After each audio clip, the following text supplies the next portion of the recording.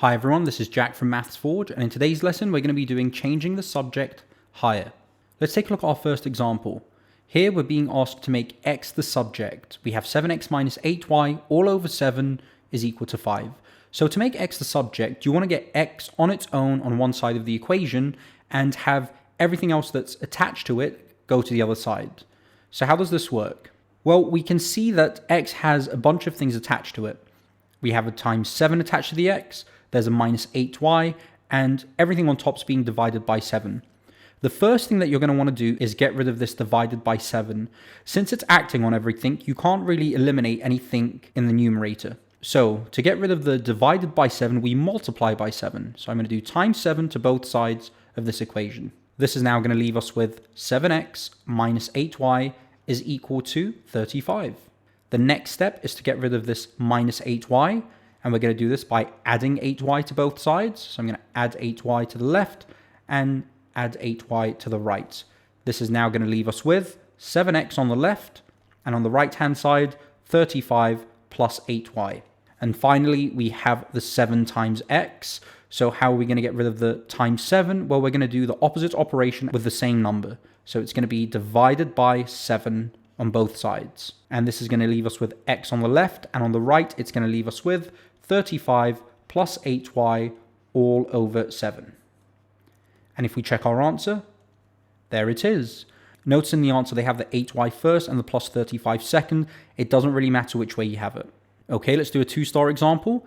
Here we have x minus 5 squared, which is equal to y. Now, most students are going to look at this and they're going to say, okay, x minus 5 in brackets squared, I can just expand the bracket and then try and rearrange for the x. This is not the right way to go. The best thing you can do here is to get rid of this square. And how we get rid of this square is by square rooting. So I'm going to square root both sides of this equation. And square rooting, an expression being squared, cancels out the square and leaves you just with the expression. So we're going to have x minus 5. And on the right-hand side, we're going to have the square root of y. Now, there's one final thing attached to the x, which is the minus 5. So we're going to plus 5 onto both sides. And this should leave us with x on its own, giving us x is equal to the square root of y plus 5. And if we check our answer, there it is. Now, we're making x the subject. The first thing you're going to want to do is that if you have a variable that you're making the subject, and in our case, this is x, that's a denominator, you're going to want to not make it a denominator. So the first thing we're going to do here is multiply both sides by xy. So we're going to do times xy onto both sides. And this is going to give us the following. 13y plus 5x is equal to 9xy. Now, once you've gotten to this stage, any term that has an x in it, you want to get them to one side of the equation. Now, since I'd like to write x equals for my answer, I'm going to get anything with an x to the left-hand side of this equation. And anything without an x is going to go to the other side of the equation. So the first thing I'm going to do is I'm going to minus 9xy from both sides. 9xy. This is going to leave us with 13y plus 5x minus 9xy is equal to 0. The next thing we're going to want to do is anything without an x, because don't forget we're making x the subject, so anything without an x, we're going to take it to the other side. So this is 13y, we're going to subtract 13y from both sides. And this is now going to leave us with the following. 5x minus 9xy, which is equal to negative 13y.